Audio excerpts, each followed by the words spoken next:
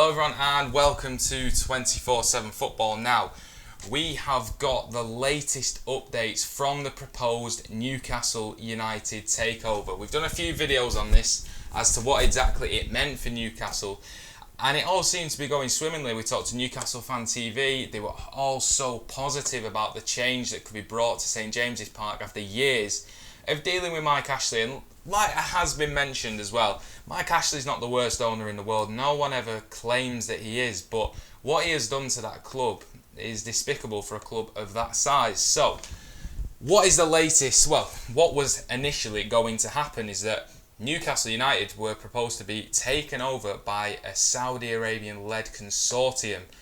We're talking mega money, absolute mega money that would have put Newcastle back at the forefront of English and European football, specifically in terms of revenues and money as well.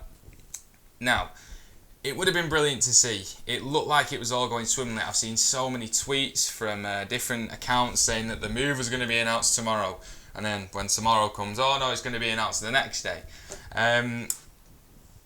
So it was a proposed £300 million deal.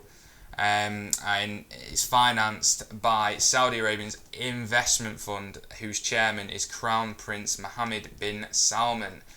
Very wealthy man. Imagine having the money that he's got. It's hit a lot of controversy as well because of the human rights record in Saudi Arabia, which is deplorable. There's no getting away from that. And that was the main sticking point for the deal. And it looked like it was going to be still go ahead. Premier League had given it consent. That was the news that was coming out. But there's been a bit of a snag, and the snag is that the actual consortium, the owners there in Saudi Arabia, apparently they could have alleged to have been involved in criminal activity. So what is alleged to have happened is that the WTO, which deals with the global rules of trade between nations, has been assessing the conduct of Saudi Arabia in relation to the broadcast of Premier League games on one of their channels, which has been accused of illegally broadcasting a range of professional sport, including the Premier League. So basically, if you want to buy a Premier League team in the Premier League, which is controlled by the Premier League, you probably don't want to illegally stream the Premier League. So that's where the sticking point is.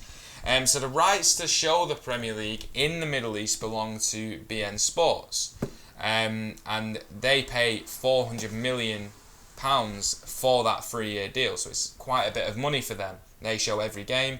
So if there is another broadcaster that is illegally showing these games in the Middle East, because it comes as a whole, there will be a problem. And if they find that the people involved in the Newcastle United takeover are involved in this as well, that will not look good, especially when you're waiting to be approved by the Premier League. So Saudi Arabia has always denied the wrongdoing, and has also denied aiding this specific channel, and has insisted that there's no link between its government and alleged privacy. But in its judgment, the WTO found that Saudi Arabia had facilitated this channel's operation. The reason I'm calling it this channel is I don't really know how to pronounce it. Butte Q, maybe? I don't know. Anyway, there's this channel. And they're saying that Saudi Arabia had acted in a manner inconsistent with international lawmaking, basically saying that you have done wrong. So basically, it's all stacking up now that they could be involved in the illegal piracy and broadcasting of the Premier League, and also an abhorrent human rights record. Not looking good for a country that wants to get into the Premier League but also wants to host more sport and showcase itself to the world.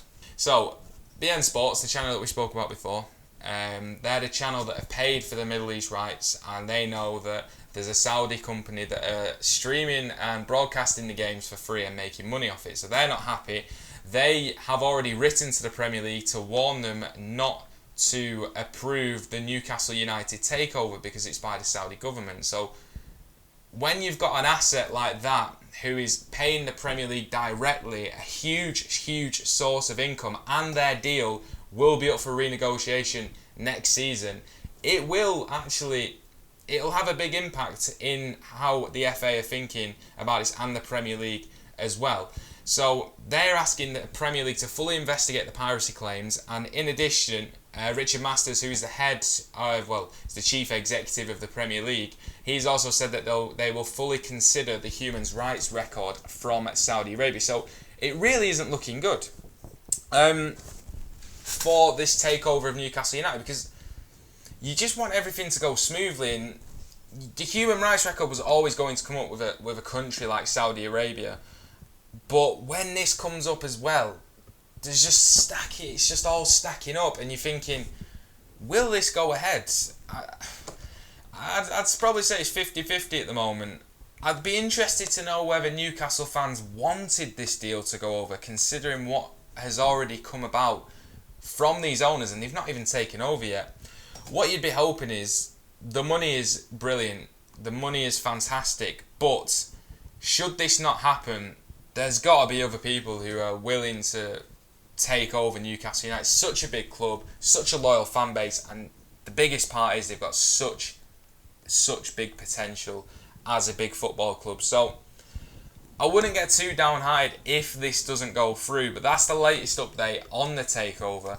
If there are any Newcastle fans, let us know below whether you think it'll go through firstly, and whether you want it to go through. And also, if there are any other fans out there as well, let us know what your thoughts about this are down below. I feel for the Newcastle fans, because they do deserve an owner that fully backs them as a club. I'm sure Steve Bruce will be quite happy though that this may not go through. So that is the latest on the Newcastle takeover. For the very latest football news as well, check out our website 247football.com. Thank you everyone for watching. If you have enjoyed it, subscribe to the YouTube channel. Really does make a massive difference to us here. So thank you everyone for watching. Like the video, and we'll see you next time.